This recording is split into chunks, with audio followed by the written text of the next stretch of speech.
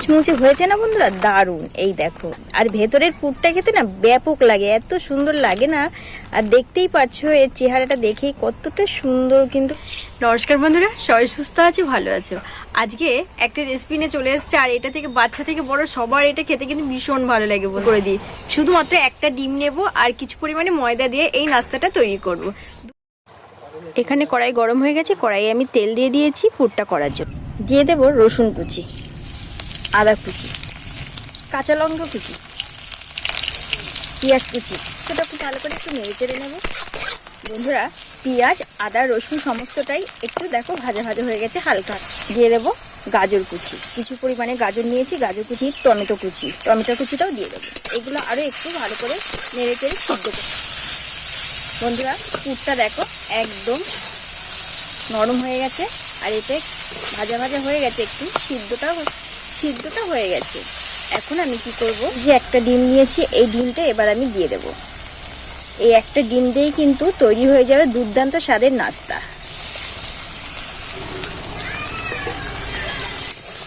এবার এটাকে খুব ভালো করে ভুজিয়া করে নেব। সঙ্গে বন্ধুরা দিয়ে দেবো স্বাদ মতন একটু লবণ। পুরটা একদম রেডি হয়ে গেছে, এবার আমি পুরটাকে নামিয়ে নেব বন্ধুরা। এখানে একটা বাটি নিয়ে নিয়েছি, আর এই যে কিছু পরিমাণে ময়দা নিয়ে নিয়েছি, ময়দাটা এবার দিয়ে দেব। এখানে আমি 200 গ্রাম ময়দা নিয়েছি, ময়দার মধ্যে দিয়ে দেব একটু লবণ। আর কিচ্ছু আমি এখানে ব্যবহার করব না বন্ধুরা। এবার আমি নর্মাল ঠান্ডা জল দিয়ে ডোটাকে মেখে নেব। খুব ভালো করে ডোটাকে মেখে নেব।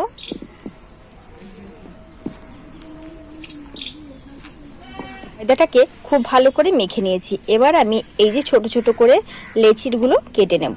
এইভাবে করে লেচিগুলোকে আমি কেটে নেব, এই সাইজের করে। প্রত্যেকটা লেচি হবে এই সাইজের। এখানে বেলি চাকি নিয়ে নিয়েছি বেলার জন্য, আর এই যে লেচিগুলো কিন্তু সব আমি কেটে নিয়েছি।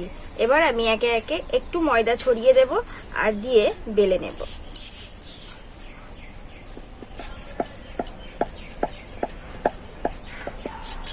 বন্ধুরা রুটিগুলো কিন্তু খুব পাতলা পাতলা করে বেলে নিতে হবে। এই দেখো, এপাশ থেকে ওপাশ দেখা যাচ্ছে, এরকম পাতলা করে বেলে নিতে হবে। পুরটা বানিয়ে রেখেছিলাম, সেই পুরটা আমি এর মধ্যে দিয়ে দেব।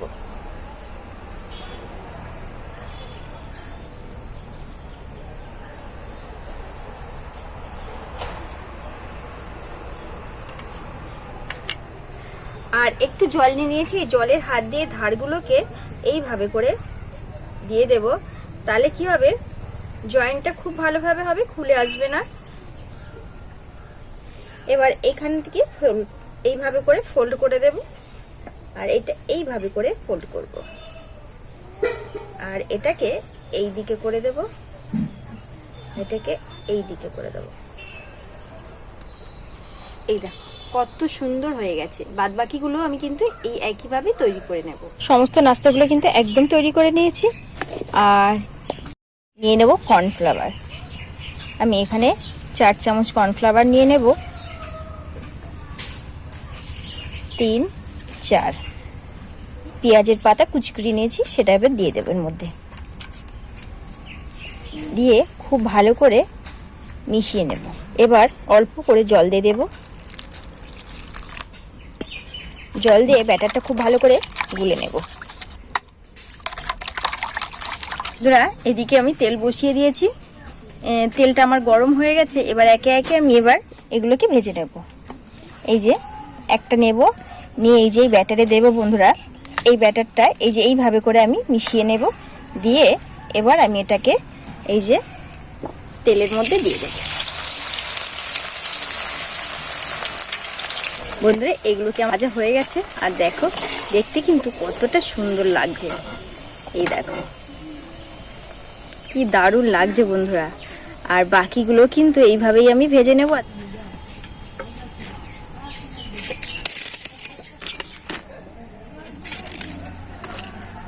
দুর্দান্ত স্বাদের এই নাস্তাটা একদম তৈরি হয়ে গেছে। আর দেখো কত কম সময়ে এটা আমি বানিয়ে ফেলেছি।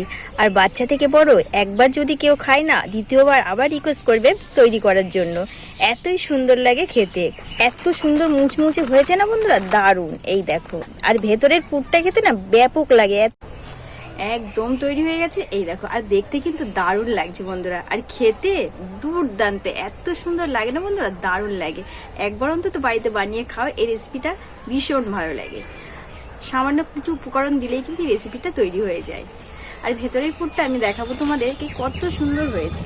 এই দেখো কতটা মুচমুচে, এই দেখো, এই দেখো ভেতরের পুরটা কত সুন্দর দেখতে লাগছে, কিন্তু দারুণ লাগছে। এই টেস্ট করবো বন্ধুরা কেমন লাগে।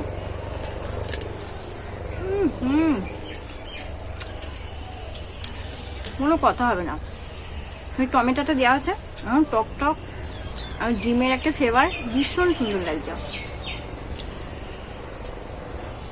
একটু ঝাল ঝাল, মানে এত মুখরুচি লাগছে না বন্ধুরা, দারুণ লাগছে। তবে বন্ধুরা, আমার এই রেসিপি ভালো লাগলে অবশ্যই like comment share, please subscribe করে পাশে থাকে। তাহলে বন্ধুরা আজ এখানেই রাখছি, দেখাবো অন্য একটা রেসিপির সঙ্গে। সুস্থ থেকো, ভালো থেকো, সাবধানে থেকো।